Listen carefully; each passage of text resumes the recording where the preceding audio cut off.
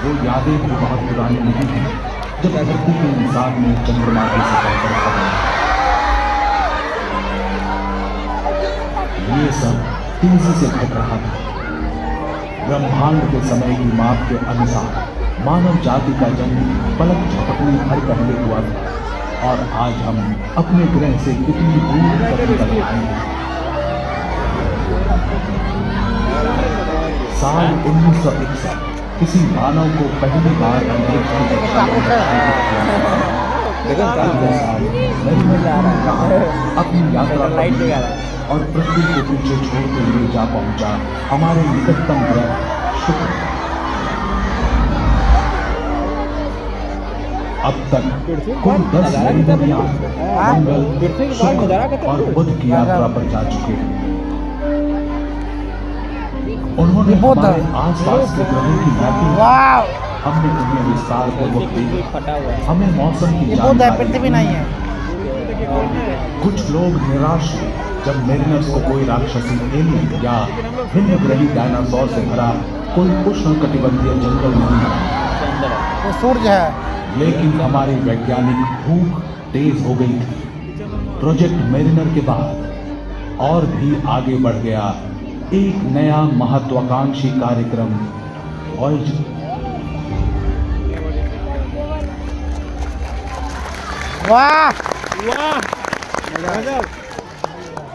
Voyager 3 के वैज्ञानिकों और इंजीनियरों ने हमारे सौर मंडल के बाहरी ग्रहों के रहस्यों को जानने के लिए 2 एक जैसे वॉयेजर 1 और 2। उनका पहला गंतव्य था बृहस्पति और शनि। लेकिन ऐसे दूर के लक्ष्य कठिन चुनौतियां लेकर आए। आखिर कैसे वॉयेजर पृथ्वी से अरबों किलोमीटर दूर गैस पिंडों को पार कर पाए? उनका साथ दिया किस्मत ने। पृथ्वी, बृहस्पति, शनि, यूरेनस और नेपच्यून सभी अनुकूल स्थिति में आ रहे थे। अगले 176 सालों तक मैं फिर से इस सुविधाजनक सीधी रेखा में नहीं आई। ये बिल्कुल सही समय है।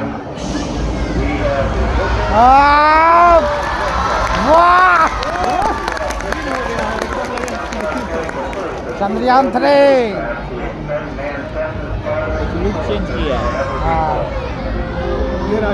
यहीं पर आ जाएगा।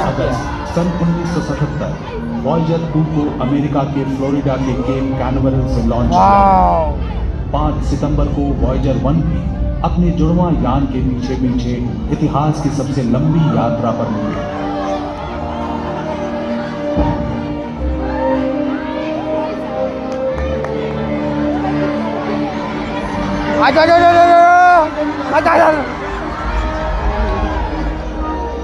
लॉन्च के कुछ ही समय बाद लगभग 120 लाख किलोमीटर दूर एक सही जगह से वॉयेजर 1 ने एक ही फ्रेम में खींची हम लोग का पृथ्वी देखिए वहां पर की तस्वीर। पहली बार हमने देखा कि अंतरिक्ष की गहराई से हमारी धरती और उसका उपग्रह कितने छोटे दिखते हैं। वाह, कितना गजब लगा। लेकिन मुश्किल वातावरण और लंबी यात्रा के खतरे सामने आ रहे हैं। वॉयेजर 2 ने धरती के सिग्नल्स का जवाब देना बंद कर दिया। वैज्ञानिक जानते थे कि यान कहाँ है, लेकिन कोई संपर्क ना होने के कारण वे इसे नियंत्रित नहीं कर सके। उनका कीमती यान अंतरिक्ष के कबाड़ का छोटा हिस्सा बनकर रह गया। इसकी खोज का मिशन खत्म होने वाला था। लेकिन जो इंजीनियर वॉयेजर जैसा अंतरिक्ष यान बना सकते थे, वे 20 करोड़ किलोमीटर दूर की समस्या को हल भी कर सकते थे। उन्होंने पाया कि वॉयेजर 2 का रेडियो ठीक था, लेकिन इसको ट्यून करने की क्षमता सही नहीं थी। नासा की तकनीकी टीम को सही फ्रीक्वेंसी की फिर से गणना करनी पड़ी और वॉयेजर 2 के रिसीवर से मिलान करने के लिए पृथ्वी पर ट्रांसमीटर को फिर से ट्यून करना पड़ा। उन्हें हर बार संदेश भेजते समय ऐसा करना पड़ता था। आज भी कनेक्शन कभी कभी टूट जाता है, लेकिन वे हमेशा इसे ठीक कर लेते हैं। 5 मार्च 1979 को फ्लोरिडा से उड़ने के 1.5 साल बाद योजना के अनुसार इसकी मुलाकात बृहस्पति के साथ वॉयेजर 1 ने हमारे सौर मंडल के सबसे बड़े ग्रह के पास से उड़ान भरी। अंतरिक्ष यान के कैमरों ने विशालकाय गैस पिंड की तस्वीरें भेजी, जिसका नाम देवताओं के गुरु के नाम पर रखा गया था। लगभग 2 सदियों तक खगोल देव बृहस्पति के विशाल लाल धब्बे के बारे में सोचकर हैरान हो गए कि ये है क्या। इतने बड़े ग्रह के चेहरे पर यह सिर्फ एक छोटा दाग लग रहा था, लेकिन वो स्थान पृथ्वी के आकार का 3 गुना था। क्या ये एक विशाल पठार था, भिन्न ग्रहियों की कोई रचना या उनका संकेत?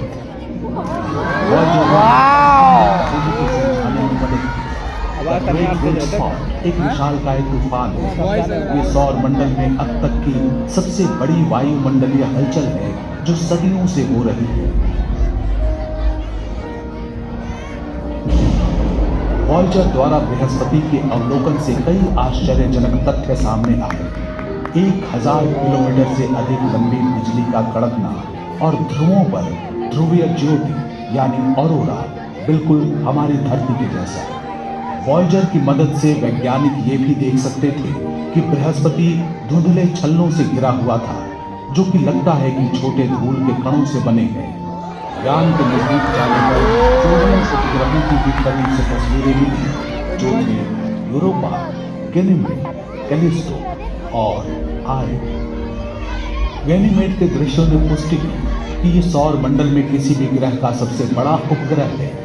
हमारे चंद्रमा से 1.5 गुना बड़ा, यानी आकार में बुध ग्रह से भी विशाल।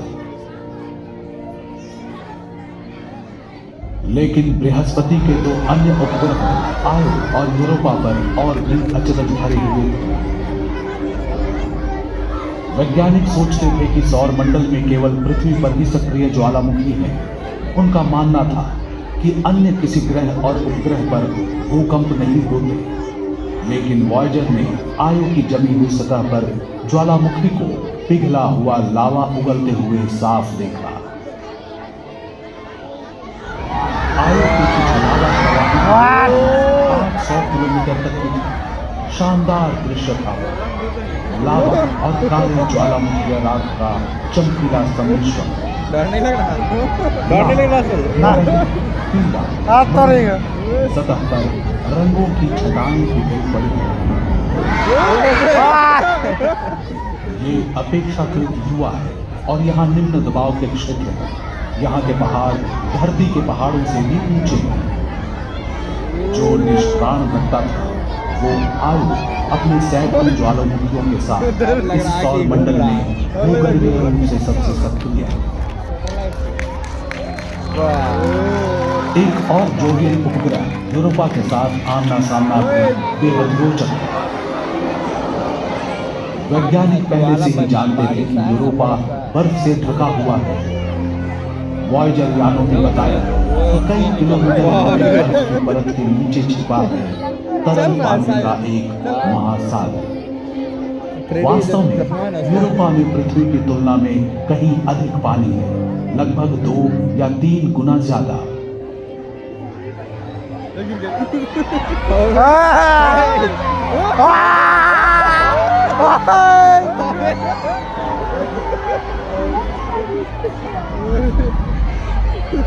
वाह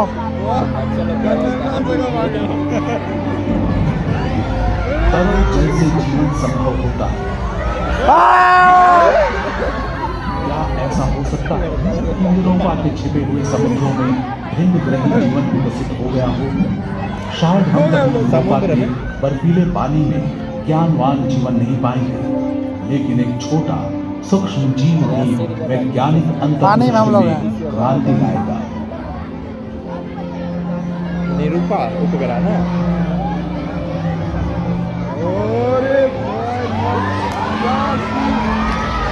वाह वहाँ भी जीवन संभव थे ना? अच्छा जी, वहाँ भी जीवन संभव थे। बिल्कुल हिलाई नहीं। वॉयेजर की यात्रा पथ में बृहस्पति अभी पहला ही ग्रह था। सौर मंडल के सभी बाहरी ग्रहों की सीधी रेखा में होने की दुर्लभ स्थिति, जिससे वॉयेजर्स की आगे की यात्रा सार्थक हो पाई। उनका अगला गंतव्य था रहस्यमय सुंदर ग्रह, जिसने सदियों से खगोलविदों को प्रेरित किया। ये अब केवल कुछ करोड़ किलोमीटर दूर था। इस दूरी को तय करने में 1 साल 8 महीने का समय लगा। नवंबर 1980 के एक दिन वॉयेजर 1 सुंदर वलयाकार ग्रह शनि के करीब आया। उस यात्रा का हर दिन नई अंतर्दृष्टि लेकर आया। नजदीक से अब वैज्ञानिक देख सकते थे कि शनि के चारों ओर के वास्तव में हजारों छोटे चमकते सुंदर छल्ले ज्यादातर पानी से बने विशाल ग्रह को घेरने वाले अरबों बर्फ के टुकड़े, छोटे कण से लेकर मुट्ठी के आकार के टुकड़े, कुछ घरों जितने बड़े भी। शनि के सबसे बड़े उपग्रह टाइटन पर वॉयेजर 1 ने एक सुंदर झील की खोज की। पृथ्वी के अलावा ये सौर मंडल में एकमात्र स्थान है जहां सतह पर तरल झील पाए गए हैं। लेकिन एक दिक्कत है, टाइटन की झीलें तरल मिट्टी में सघन वातावरण वाला एकमात्र उपग्रह है टाइटन। इतना सघन कि टाइटन पर दोपहर हमें सांझ के समान लगे।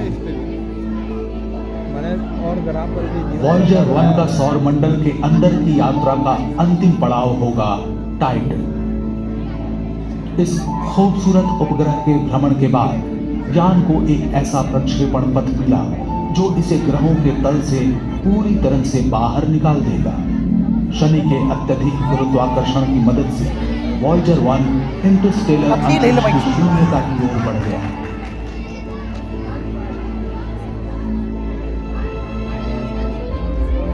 वॉयेजर 2 ने उसका अनुसरण नहीं किया। हमारे अपने सौर मंडल में घूमने के लिए और भी स्थान थे। ये यान अगस्त 1981 में शनि के पास पहुंचा। इसके जुड़वां हमसफर के 9 महीने बाद वॉयेजर 2 ने पाया कि एन्सेलेडस अपेक्षाकृत युवा है, केवल कुछ 100 करोड़ वर्ष पुराना। ये सौर मंडल में बहुत ही नया है। इसकी युवावस्था ने इसे एक विविध और आकर्षक परिदृश्य दिया है। वहां कहीं गड्ढों से भरे हुए क्षेत्र हैं, तो कहीं समतल सतह पर उभरी हुई धारियां और गांठें, खड़ी चट्टानें, लंबी खाइयां और दरारें। एन्सेलेडस एक गेंद जैसा है जिसके बीच में एक बड़ी चट्टान है और ऊपर बर्फ की पपड़ी की परत। इसकी बर्फ जैसी सफेद सतह सौर मंडल में किसी भी अन्य खगोलीय पिंड की तुलना में सूर्य का अधिक प्रकाश परावर्तित करती है। एक अन्य उपग्रह टेथिस के पास से वॉयेजर ने 450 किलोमीटर चौड़े और 16 किलोमीटर गहरे गड्ढे की तस्वीरें भेजी। पृथ्वी पर मौजूद टीम ने इसका नाम ओडेसियस रखा। ओडेसियस यानी इथका का बादशाह, महान ग्रीक नायक।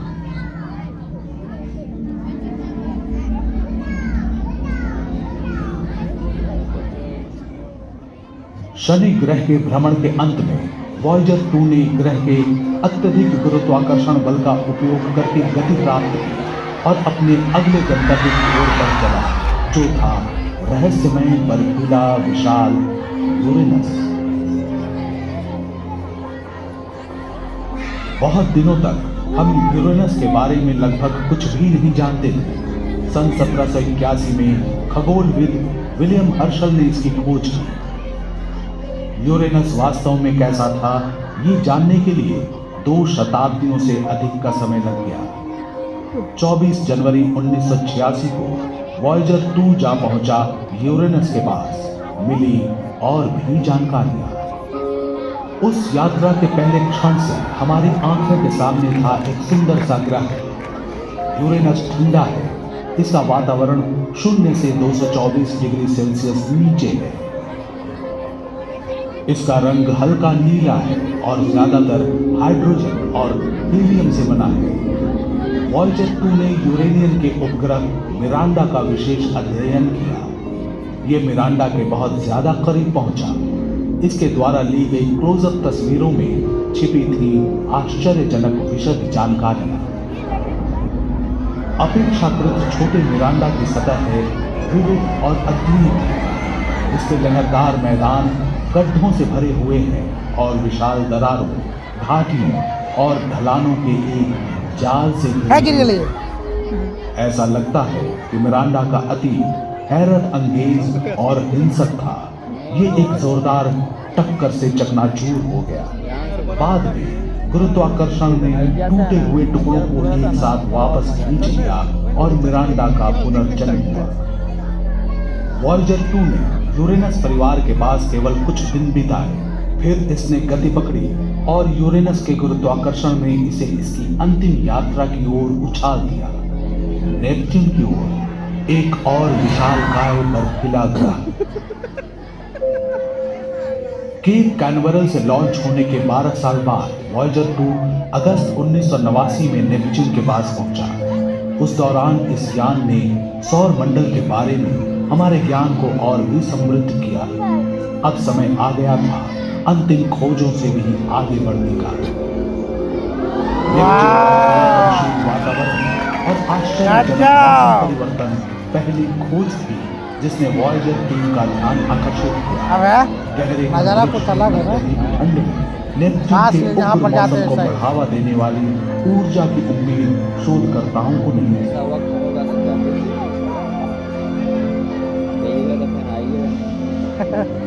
नेपच्यून के दक्षिणी गोलार्ध में वॉयेजर 2 ने एक स्थायी प्रतिचक्रवाती तूफान की खोज की जिसे अब ग्रेट डार्क स्पॉट के रूप में जाना जाता है। वॉयेजर ने पाया कि नेपच्यून की हवाएं सौर मंडल में सबसे तेज थी। उनकी गति 2100 किलोमीटर प्रति घंटे तक पहुंच जाती थी। वॉयेजर 2 ने ग्रह के चारों ओर छल्लों की एक कमजोर और खंडित प्रणाली का भी पता लगाया। छल्ले किस चीज के बने होते हैं और उनका रंग लाल क्यों होता है, ये एक रहस्य है जिसका पता लगाने के लिए वॉयेजर रुक नहीं सका। लेकिन जब वॉयेजर 2 ने ट्राइटन के पास से उड़ान भरी तो और भी जानकारियां प्राप्त हुई। ट्राइटन सौर मंडल का एकमात्र बड़ा उपग्रह है जो प्रतिगामी कक्षा वाला है। ये अपने ग्रह नेपच्यून के घूमने की विपरीत दिशा में परिक्रमा करता है। वैज्ञानिकों को लगता है कि ट्राइटन का असामान्य परिक्रमा पथ साबित करता है कि यह कभी अपने आप में एक बौना ग्रह था। वे मानते हैं कि लाखों साल पहले ये भटक कर नेपच्यून के पास आया और इसके विशाल गुरुत्वाकर्षण की चपेट में आ गया। उस प्रतिगामी कक्षा का अर्थ है कि ट्राइटन हर पल ऊर्जा खो रहा है। जल्दी हो या देर से ये नष्ट हो जाएगा। ट्राइटन के टुकड़े संभवतः नेपच्यून के चारों ओर छल्ले की एक प्रणाली बनाएंगे जो कि शनि की तुलना में अधिक और साफ दिखने वाले हैं।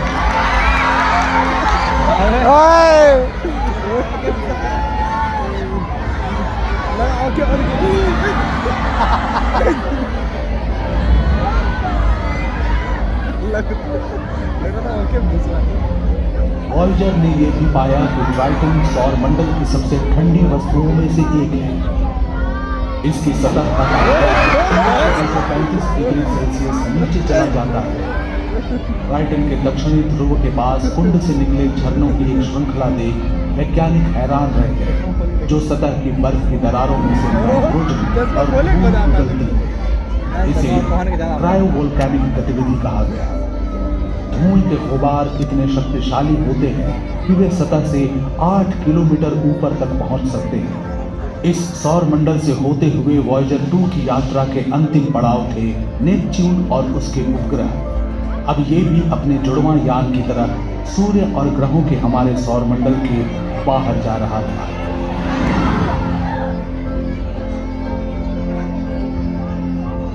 वॉयेजर 1 सौरमंडल की सीमा तक पहुंचने वाली और उससे आगे जाने वाली पहली मानव निर्मित वस्तु बन गई। अगस्त 2012 में घटी थी ये घटना। वॉयेजर 2 भी पीछे नहीं है। अब दोनों अंतरिक्षयान हमारे सूर्य से दूर जा रहे हैं, अपनी अपनी दिशा में। उनका मिशन पूरा हो गया है। वॉयेजर के ऑनबोर्ड उपकरण धीरे धीरे बंद हो रहे हैं। बिल्कुल अंतिम समय में 2025 और 2030 के बीच उनकी यात्रा शुरू होने के आधी सदी के बाद नासा हमेशा के लिए वॉयेजर से संपर्क खो देगा।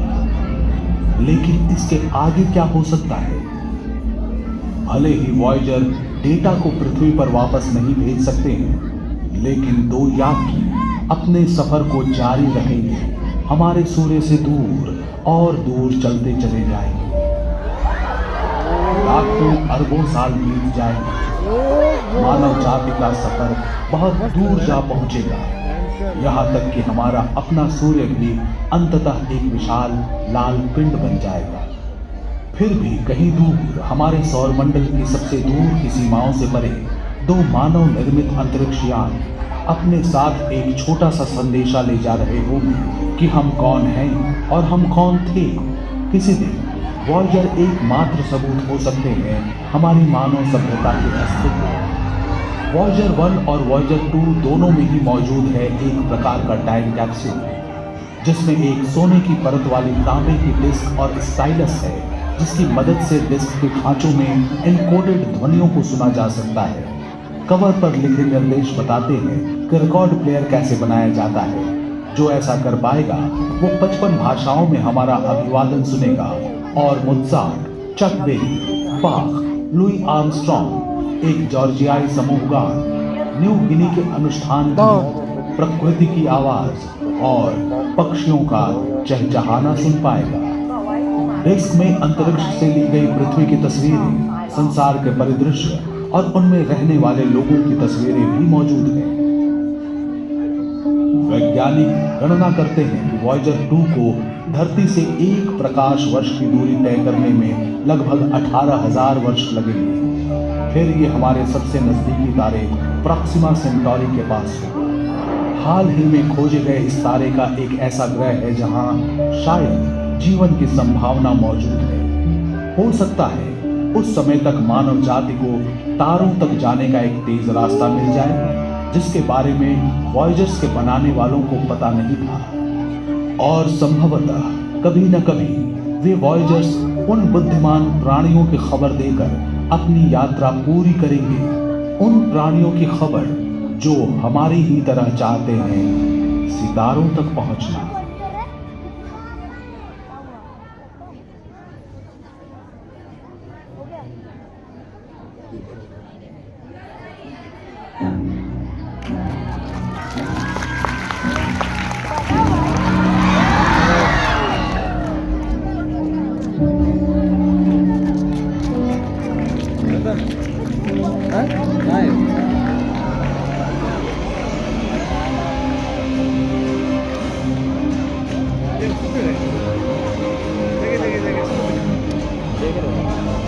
जी बैठे रहिए ना।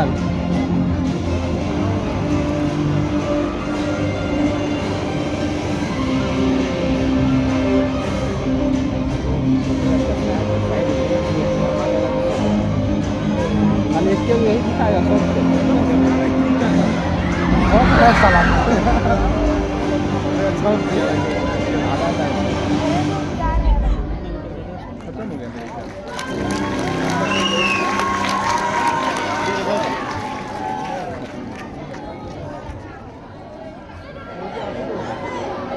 आधा घंटा का बुक तो है।